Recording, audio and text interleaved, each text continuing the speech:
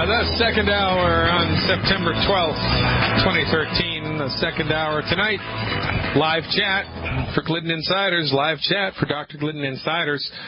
8 o'clock Central Time. 1 hour of Q&A. 1 hour of Q&A about holistic health. Whatever floats your boat around holistic health. Show up in the chat room. Type your question in, and I will do my very best to answer it. And you will see the support that we have from people all around the world who are actively engaged in helping their friends and family members, church members, community members recover their health with simple health recovery solutions. Simple health recovery solutions. Going to go to Pennsylvania right now and talk to Dora about stroke, I think. Hey, Dora, thanks for the phone call. You are live. Hi, Dr. Glidden. Thanks so much for taking my call. Yeah, it's my pleasure. Thanks for waiting. How can I help? In 98, I suffered, at the age of 30, I suffered a hemorrhagic stroke from an AVM in my brain. Yeah. And I have residual left side hemiparesis. Yeah. Which has also caused some spinal degeneration. Yeah. And I also have a shunt in my head that is going to be removed, thank God, on October 10th. Woohoo! So, yeah. So I'm really happy about that. But all in all, I've now developed a fatty liver also. Oh, yeah. So I need some help. Yeah, you and everybody else in the world. Yeah. Do they have any idea what caused the, the hemorrhagic stroke? They said it was a birth defect known as an AVM or an arterial venous malformation. And why did it take so many? How old were you when it went south? 30. Well, did they tell you why it took 30 years to manifest? Absolutely not. Yeah, it's kind of sketchy to me. I mean, right, it just doesn't make sense that a birth defect should take 30 years to show up. Although I'm not particularly up to speed with this particular pathophysiology, but I'm suspicious. Of course, I'm suspicious of everything that comes out of the MD's mouth. I mean, honestly, and if you were sitting in my chair having dealt with these people for 25 years, you'd be suspicious too. I mean, I'm not a malcontent. You know, I don't have an axe to grind. I don't have a problem with them just because of their profession. I have a problem with them because of what they do. Over and over and over and over and over and over, and what they don't do over and over and over. It's nonsense. For goodness sake. They're like slave owners. It's bad. It's wrong. Stop doing it.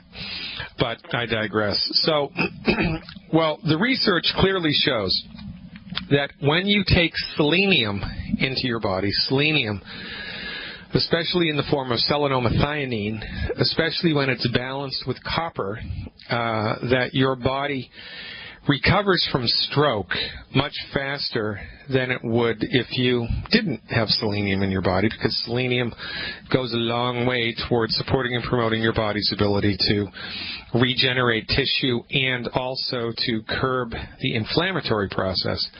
So selenium supplementation is the first thing that springs to my mind, and given the case of, regardless of your body weight, because of your health history, my counsel to you would be 12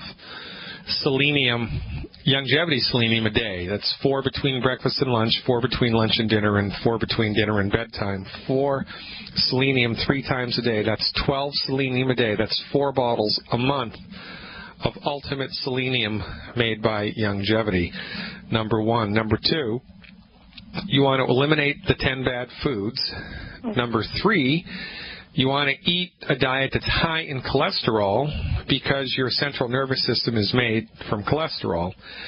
And number 4, are you taking any cholesterol-lowering statin drugs? Have they convinced you to do that yet? Absolutely not. I refused it. All right. Well, that makes you the smartest girl in Pennsylvania. No kidding. Yeah. It's the largest selling drug in the United States right now, and it's killing people. No kidding. Crazy. It's nuts, right?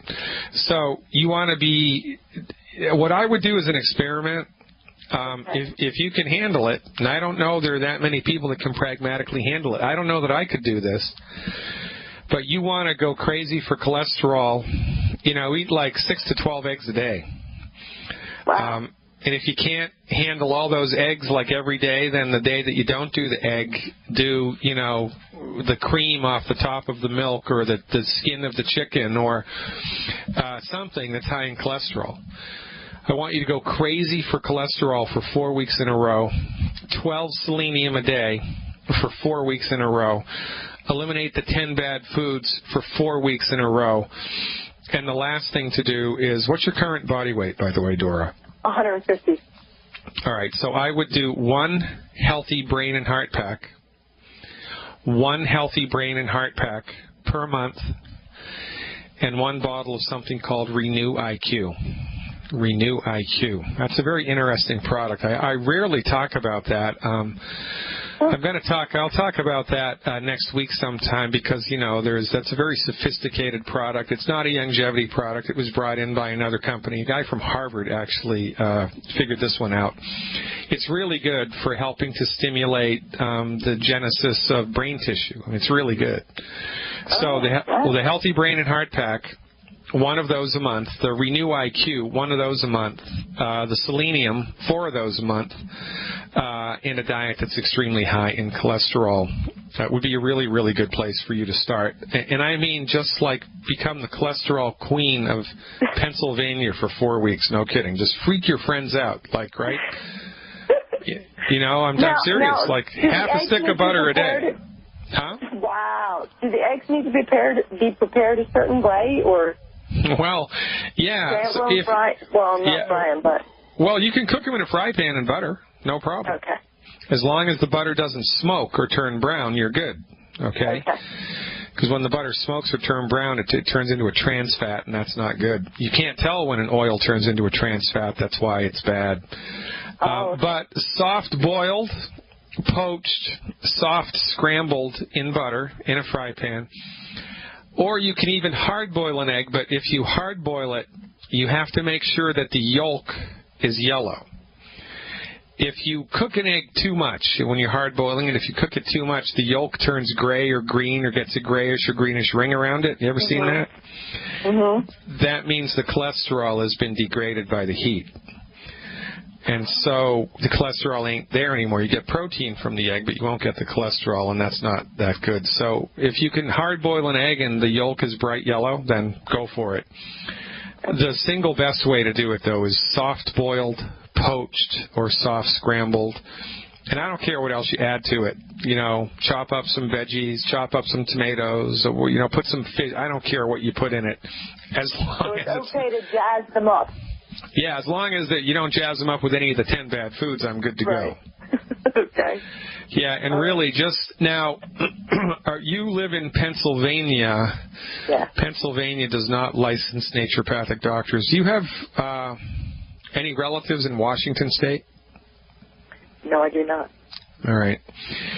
Because there's a company that makes a pill that's cholesterol. It's cholesterol in a pill. How about that? Mm.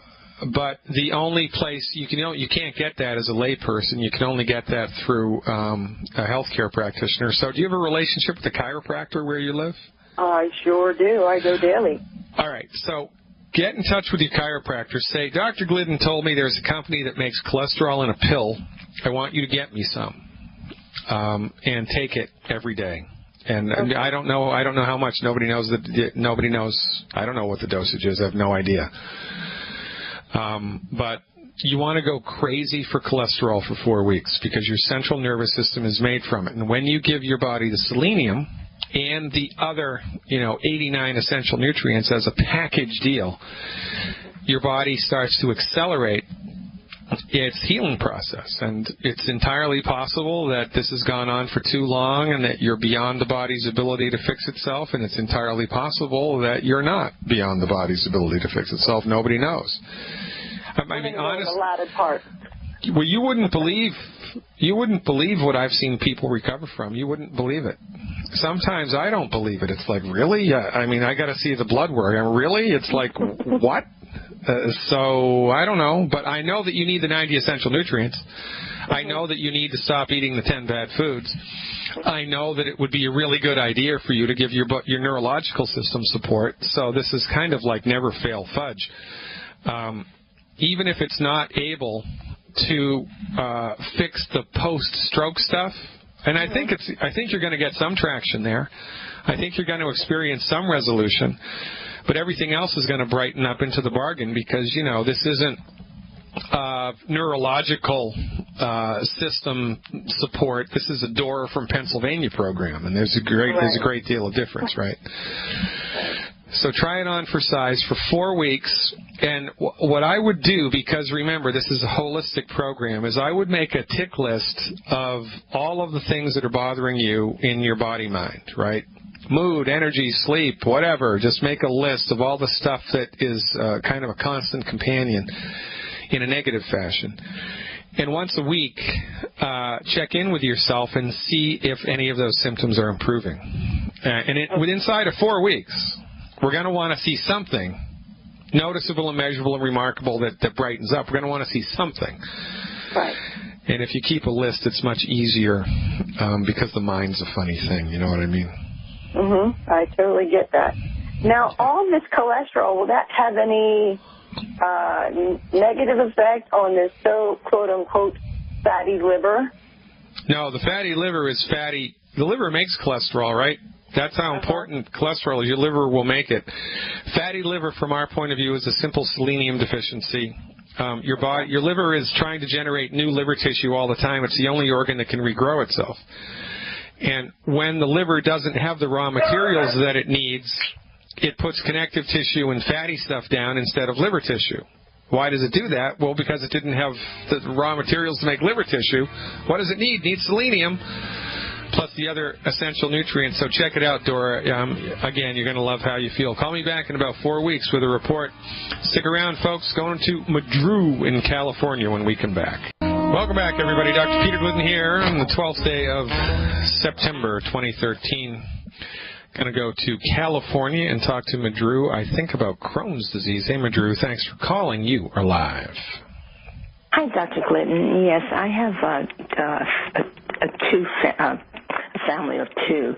A 12-year-old boy that has Crohn's disease, and then the mother has, shingles.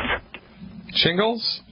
Yes. All right. So shingles, of course, it's a herpetic-like eruption on the skin, and the shingles is a function of a weakened immune system. The theory goes that the virus that causes the shingles eruption on the skin is inside the body, laying dormant, and that depending on certain stressors in your life, the virus will travel along a nerve route and express itself on the skin. And whether or not this is actually happening or not, you know, it's anybody's guess. It's kind of a theoretical shot in the dark, and it's definitely a viral cause, but, you know, I'm not so sure if the scientific community is 100% correct about what the triggering mechanism is. I think it's a little more sophisticated than that. But in any event, it's a compromised immune system. So in the case of shingles, especially if it's recurring, we want to strengthen the immune system. Well, the immune system is made from protein, so it would be important that this person gets at least 90 grams of protein a day, 90 grams of protein a day. An easier way to do that is just make sure that 50% of everything on the plate, breakfast, lunch, and dinner, is protein. So, you know, meat and fish and chickens and eggs. Eggs are the protein that all other proteins are compared to. Rice and beans together in one meal is a protein. Mixed salted nuts, perfect protein. So, you know, by eating food that's high in protein, she's going to support and strengthen her immune system, number one. Number two, she can get some colloidal silver by Youngevity. Colloidal silver. Go to CVS or Walgreens or wherever and get a little tiny spray bottle. Empty the colloidal silver into the spray bottle, and then spray the shingles outbreak every hour with colloidal silver. Just spray the crap out of it every hour with colloidal silver. And before she goes to bed at night, soak a gauze pad in colloidal silver, tape it over the outbreak, and, you know, so that the colloidal silver soaks into the shingles eruption. And internally, the recommendation would be the Anti-Aging Healthy Start Pack and Selenium, appropriate for body weight. The Anti-Aging Healthy Start Pack and Selenium appropriate for body weight.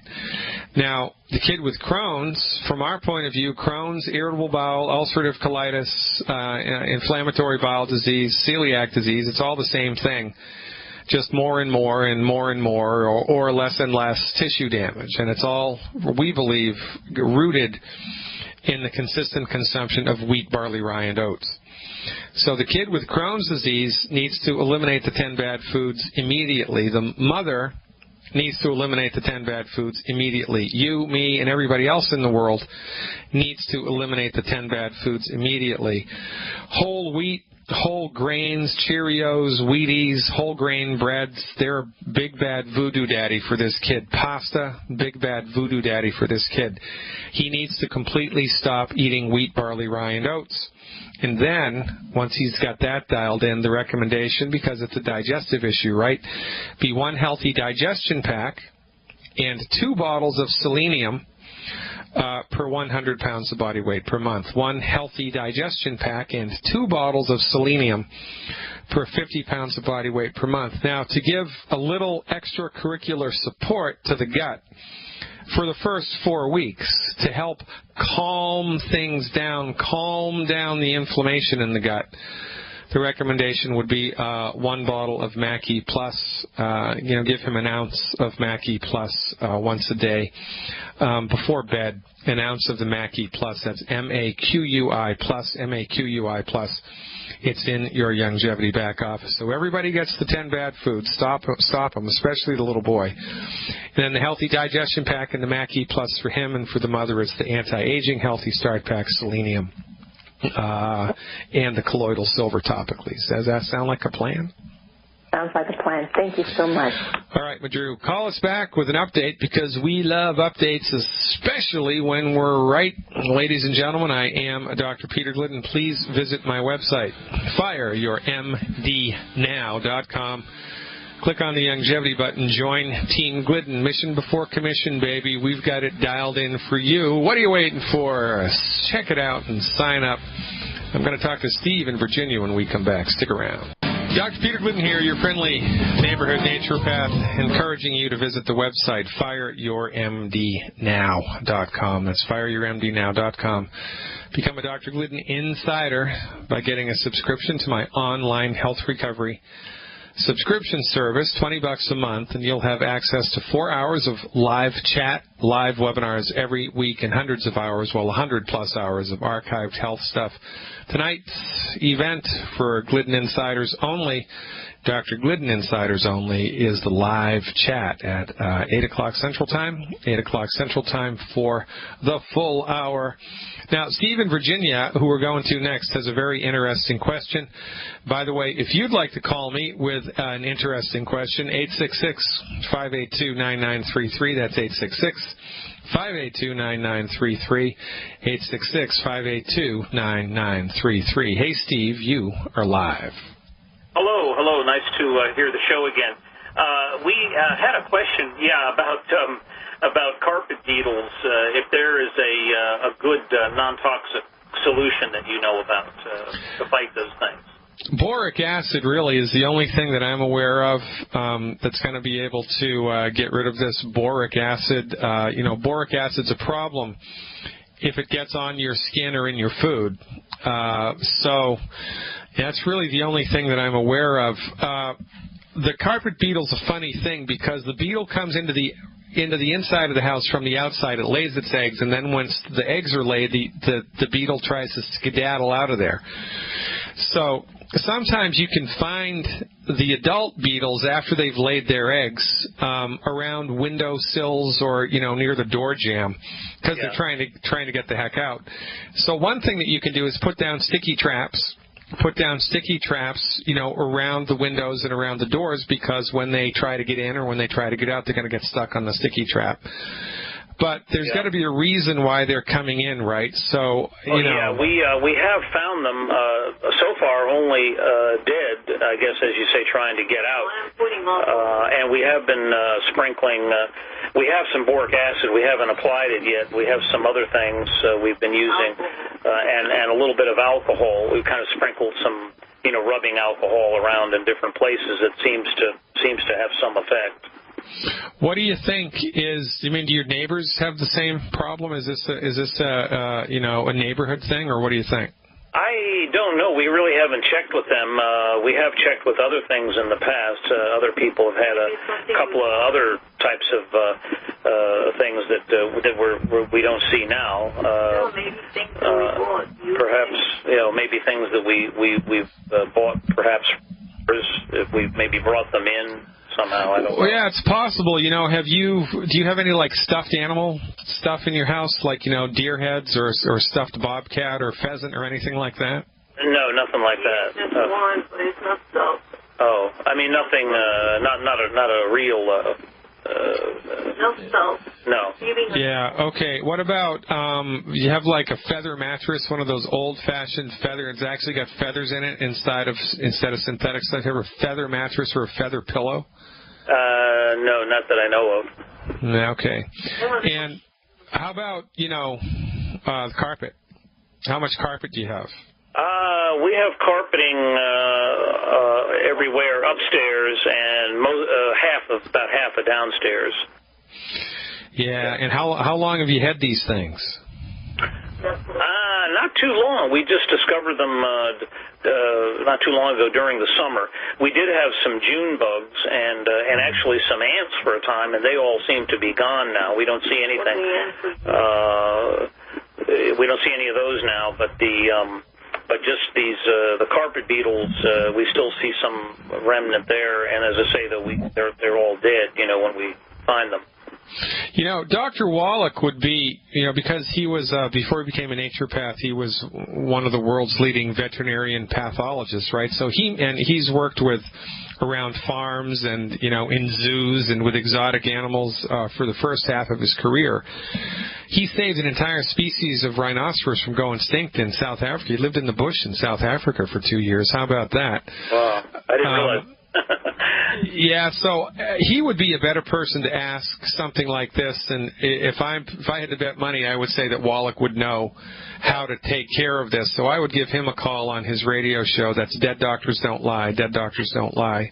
Yeah, we'd thought of that. We're going to try, I think, tomorrow. I did want to ask you one other thing, if it's possible. What's your opinion or kind of assessment at the moment of the radiation levels that they say some people say are worse than what are reported in the western states and the northwestern states? Well, I'll tell you, the only way to know, because we're going to trust the government. I don't think that's a good idea for stuff like this. I mean, honestly, right. I really don't think. I think that's a fool's errand. The only way that you can know is to get a Geiger counter. I mean, it's the only way that you're going to know. Or you know somebody that has a Geiger counter. And I'll tell you a story. When I first graduated from naturopathic medical school and started practicing in private practice on my own, I worked in Massachusetts for, a long time, maybe 11 or 12 years.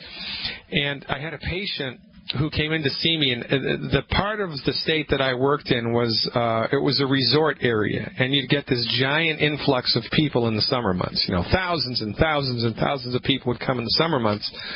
My business was very, very busy during the summer. And there was one guy that came to see me. I can't even remember what his complaint was, and I'd be making it up if I said something, so I'm not going to do that. But he was from Eastern Russia. And, we started getting into a conversation, and somehow it came up about the radiation thing from Chernobyl. Yeah. And he told me that 10 years after Chernobyl, he had a Geiger counter, and he would go into grocery stores in his hometown and check the vegetables for radiation. And he said you could still detect noticeable above background radiation levels from the vegetables 10 years after Chernobyl. And I had no reason. I mean, this was a very well-educated man. There was no reason that he wasn't telling me the truth. So if I lived in the West Coast, I would get a Geiger counter, and I would be checking stuff all the time. Yeah. I'd be checking stuff all the time. But that's the only way that you can know. And it's an interesting thing because it's easy to measure. I mean, it's like rainfall or snowfall. You just go out and stick a stick in the ground, and you can measure how much rain's falling, right? Well, you can measure how much radiation is falling. You just need a Geiger counter to do it. Yeah. And I have no idea how much they cost. I mean, have you ever looked into that? No, I know that there are these digital handheld units. I think they're kind of expensive, but I know that they have evolved over the years, and they have, I guess, easy-to-use units that people can buy. I think that is not a bad idea. But the other thing about this is, and this segues nicely into what Dr. Wallach teaches, right? Because one of the benefits we have of living in the United States is we get produce from all over the world. I mean, you go to your local grocery store, and there's stuff there from Chile, there's stuff there from Argentina, there's stuff from Mexico, there's stuff from Europe, there's stuff from France, there's stuff from, right around the corner, right? There's all this produce and meat and fish from all around the globe, the great United States of America, all of which has the potential to have been contaminated, especially if it's from Japan.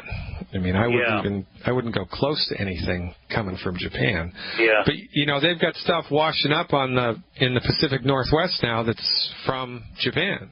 Yeah. I'll tell you another story. I'm full of stories, I guess, today. When I was at the University of Massachusetts doing my pre-med work, I had a friend who was getting a doctoral degree in the forestry department. And he was doing a PhD dissertation. You have to do that to get a PhD in any field. He went to Maine, to the forests in Maine. He would climb to the top of these big pine trees and fir trees, and he was a real kind of outdoor guy. He'd climb all the way to the top of these trees, and he would take samples from the tip tops of these conifer trees all around the state of Maine, and he'd bring them back to the lab and analyze them.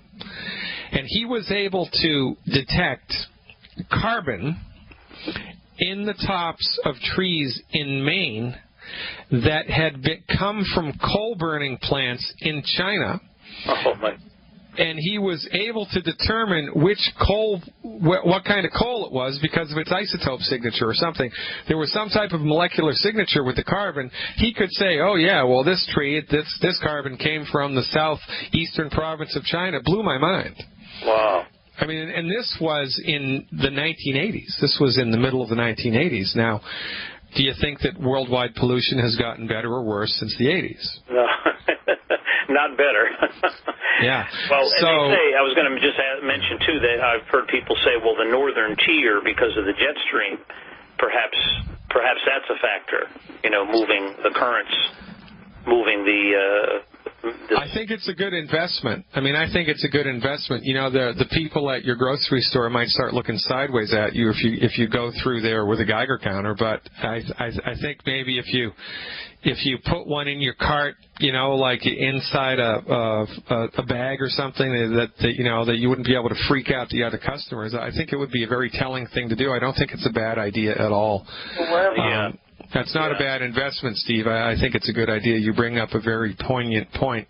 And again, also remember, right, when Dr. Wallach was tapped to do the $25 million of federally funded research that he did do, that led to the discovery that the majority of chronic diseases are caused by nutrient deficiencies, right? He did that 12-year study, right? 26,000 autopsies, 10 million blood chemistries, right?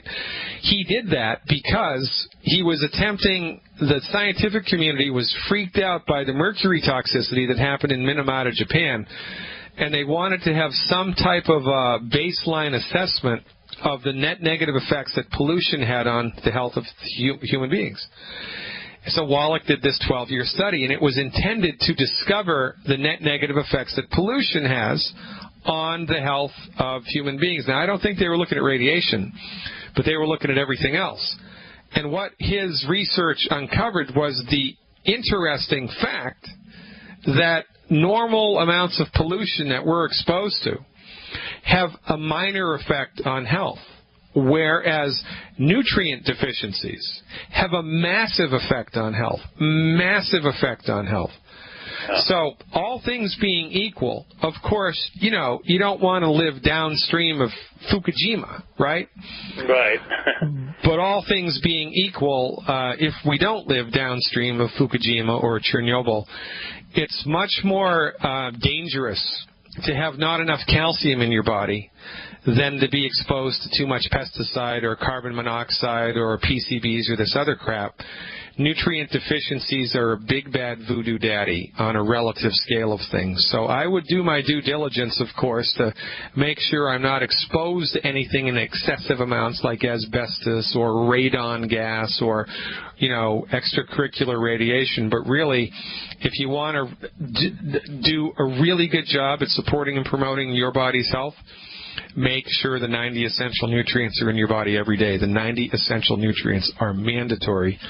Let me know what happens with your Geiger counter, Steve. Okay. I appreciate you. Thanks for the interesting conversation. Going to talk to Michael in Kansas when we come back to close out today's show. I'm Dr. Peter Glidden. Thanks for tuning in. Radiation, pesticides, PCBs, lions and tigers and bears. Oh my. Guard yourself against the stress of life with the 90 essential nutrients. Guard yourself against the stress of life with the 90 essential nutrients. The recommendation, 1 Healthy Start Pack 2.0 per 100 pounds of body weight per month, 1 bottle of selenium per 50 pounds of body weight. Eliminate the 10 bad foods. Life is good. If you want to know what the 10 bad foods are, just visit my website. It's free, fireyourmdnow.com. That's fireyourmdnow.com. Click on the link to sign up for my newsletter. It's free. And as soon as you do that, you get a list of the 10 bad foods.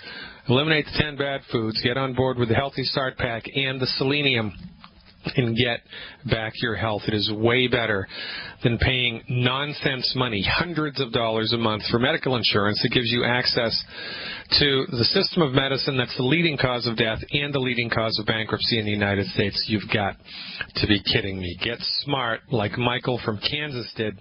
Hey, Michael, thanks for the phone call. You are live. Hi there. What's going on, Michael? How can I help? Well, I've been getting dizzy lately, and this weekend I talked to an RN friend of mine she had worked in CICU and cath lab and so on. Told her what was going on. She just grabbed my wrist and was silent for a while, and she said, "Well, you got some PVCs going on," and she went on to explain premature ventricular contractions. Correct.